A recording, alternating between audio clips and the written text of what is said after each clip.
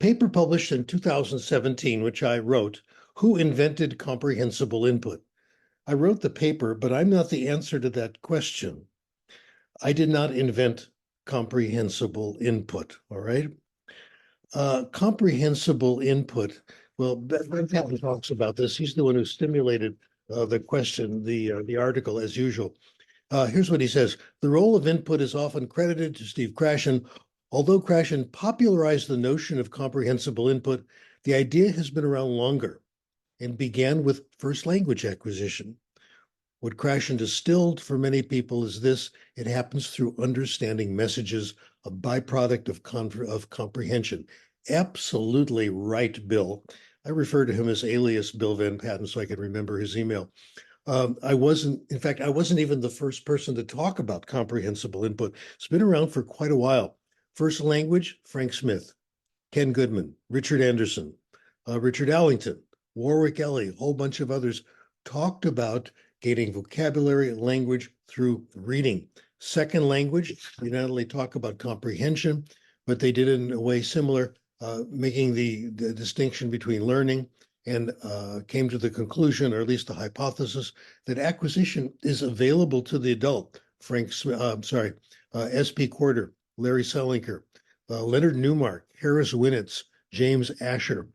So thanks, Bill, for making this point, for reminding us that there's a strong lineage behind it. It's not just one guy, it's all over the place. We understand it. The public doesn't.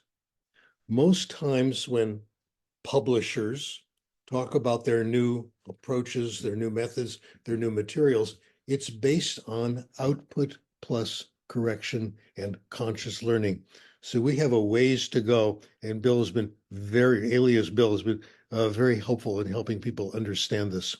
Okay, so that's the term. Now the basic, what is the comprehension hypothesis? It says we acquire language by understanding it, by understanding what we hear, understanding what we read.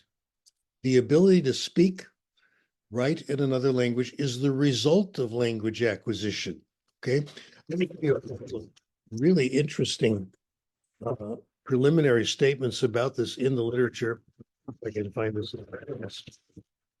This is from Eugene Nida back in 1957. I've inquired of a number of African polyglots how they learned the language of neighboring tribes. Almost without exception, the story's the same. They went to live in a neighboring village. They were working with people who spoke another language. Instead of trying hard to learn the language, they seemed to take it for granted. After listening to the language long enough, they would find they could hear it. They just lived there and listened. We just live there and listen, and before we know it, we can hear what they say. It's through understanding input. Also, Sorensen talked about this, studying people in the Valpes River between Colombia and Brazil, also quite a while ago. The people living there had a custom. You had to marry someone who does not speak your same language. During adolescence, an individual actively and almost suddenly begins to speak the 2 or 3 other languages he or she has been exposed to. Quote, they don't practice speaking a language they do not know well yet. They may make an occasional attempt to speak a new language. If it doesn't come easily, they will not try to force it. At least 1 to 2 years, they take 1 to 2 years to learn, or in a sense, acquire the language. So it is through input alone that we get competence in these languages. Okay, the research on this, I think, is pretty much overwhelming, all right? Some of the best research is in reading, okay, showing that you get more comprehensible input through reading, and you don't have to force it, and it eventually comes. And I have spent a lot of work documenting all this, and I'm going to tell you about my book, and I'm going to urge you to read this book, but I'm not going to tell you to buy it. It's too expensive. I've been checking the prices on this every so often, and it's always $20, $30, $40. My recommendation, do read it, do get a copy. You can get a used copy for $4. Okay, so keep looking, and I recommend that. The study I like best is in page 2 of The Power of Reading. I looked at all the studies where they had looked at the effect of reading text that was comprehensible. And I found, free reading programs, sustained silent reading programs, all of these. I found 54 comparisons, 51 cases. Free reading was just as good or better than instruction. Okay. So this is there in the research over and over again. The study I like best is not covered in The Power of Reading, so I'll tell you about it. Fei Shin, my former student, is a co-author. Lin Shin and Krashen, 2007. I call this Sophia's Choice, okay? Sophia was a young lady who came to the United States with her family from China when she was around the 5th grade. In the school she went to, we always gave them a test at the beginning of the year in English. And then they gave them the same test at the end of the year so they could see how much they improved. And they improved, they assumed, by going to ESL classes, studying it, etc. This was the assumption. Well, in the case of Sophia, she got worse. At the end of the year, her English was worse than it was at the beginning. Then she went home over the summer.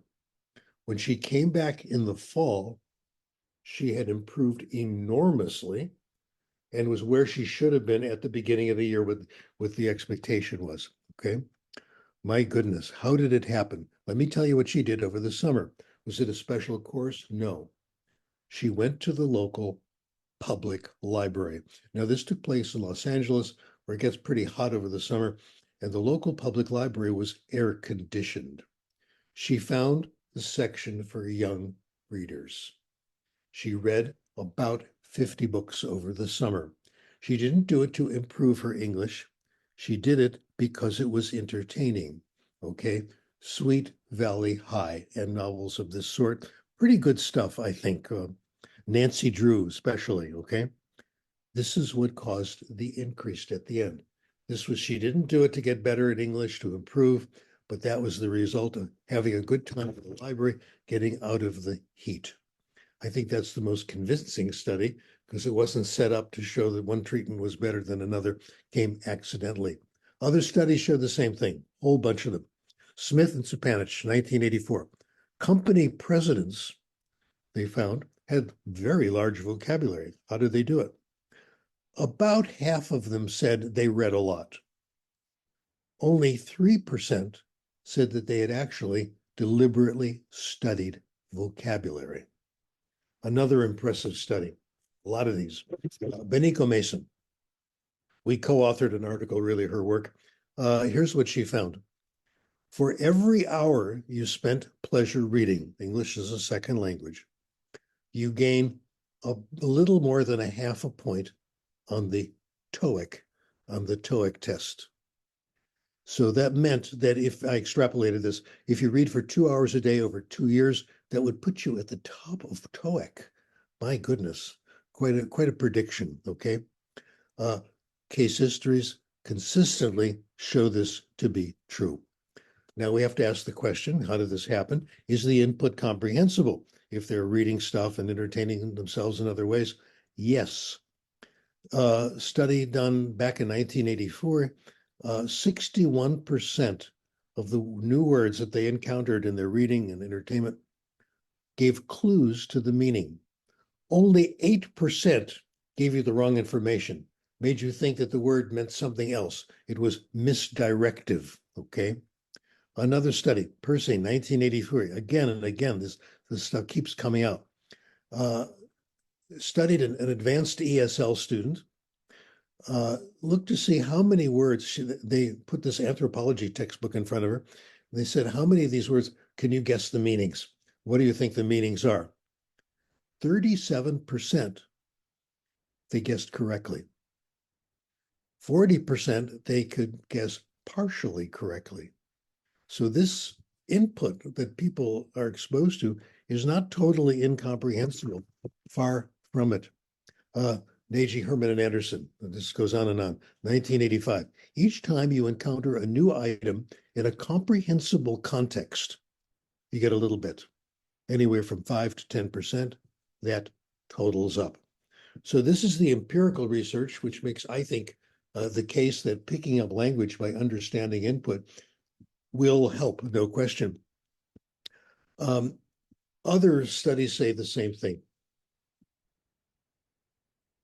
A lot of school administrators want students to talk. They recommend you force your students to talk. You learn to speak by speaking.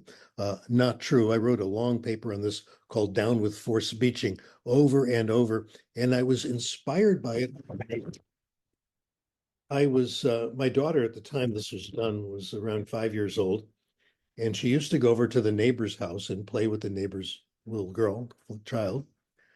And my job one day was to come over, take my daughter and take the neighbor's daughter to my house for a couple hours so our friendly neighbor could go off to do what she had to do.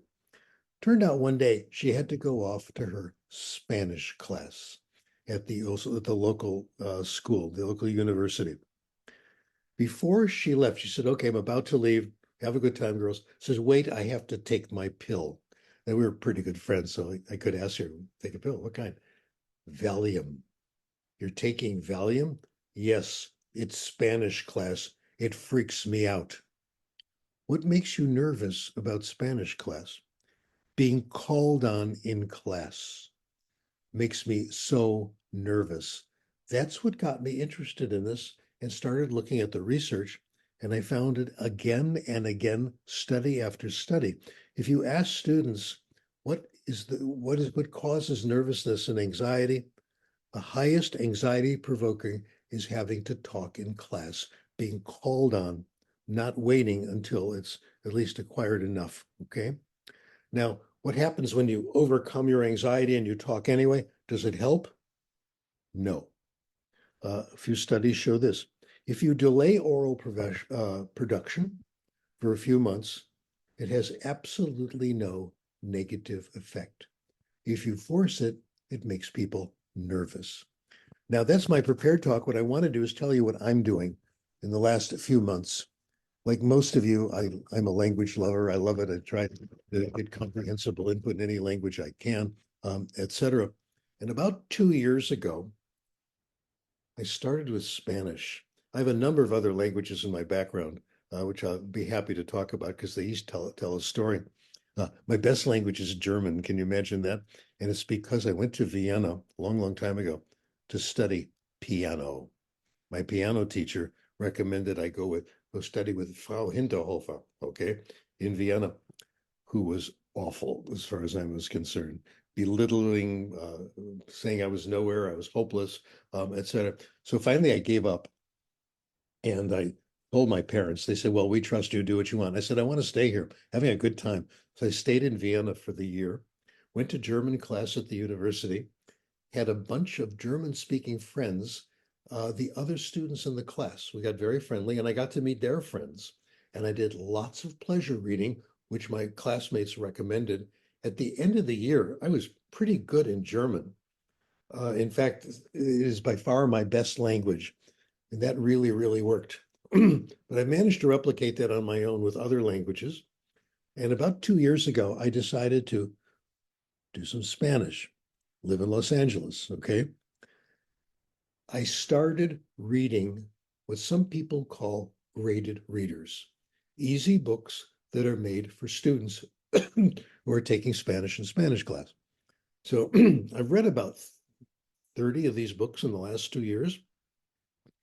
And the conclusion I've come to is that these easy books, a large number of them, are literature. Okay. Uh, Several very good authors, in fact. Karen Rowan is one of them. Okay. And I'll tell you about another one. The author I read a lot of now is Adriana Ramirez. This is her most recent book. And each one, I'm not at the beginning stage. I'm working up intermediate, etc. Teresita, la maestra del piano. This is a true story, but a little girl whose parents worked at a music school, and they were they were the cleaning crew, and she would follow them around, and she would watch piano lessons. And watching the piano lessons She learned how to play the piano by herself. And she is now a pretty well-known concert pianist who plays beautifully, etc. So this reading is what's doing it. I am replicating it with other languages. Thanks to Haiyun Lu, my former Chinese teacher, I am now reading her stories in Chinese. I do it in Pinyin. I don't do it in the Hanzi in the original script. I take it easy. But my Chinese is getting better. I can actually talk to people in the real world. It's the search for easy, comprehensible, interesting input. Sorry, and it's all there in these easy books. Check it out yourself. Every day I read a little bit in Spanish. I'm running out of stuff now. And they're becoming comprehensible, no question. This is 2 years of reading. My spoken Spanish, I really can't tell because I don't speak Spanish very much. But occasionally I can find a friendly person and it seems comfortable. It seems easy. There's very little struggle. So every day I read in Spanish. I read in other languages as much as I can, in Chinese, and it feels good, it's easy, and it's fun. So I recommend it to you. I've deliberately put a lot of time for questions because I know there are some really juicy ones coming up and I'd like to hear them now. So it's now question time. Please ask me something or I can go on and on for a long time. Yes. Liz.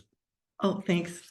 So I think one of the things that I worry about in school, in like regular elementary school, is that like my kids had to read and they had to log their reading and they had to, it was like it became drudgery. And I worry that, some of the kids in my classes say things like, well, we have to read. When they get into it, they're okay with it, I think, when I have them read during class. But how do we make it feel like it's not, drudgery? Okay, I'm going to talk about this more tomorrow, but I can't resist talking about it now. All reading has to be self-selected. When I was in high school, I took language arts classes, and they were assigned reading the great classics, British literature, American literature, all in English. I don't remember a single book that was assigned for any of those classes. Not the title, not the author, nothing, as if it didn't happen. The books I selected myself, I remember all of them. I'll tell you what I read and what made me literate.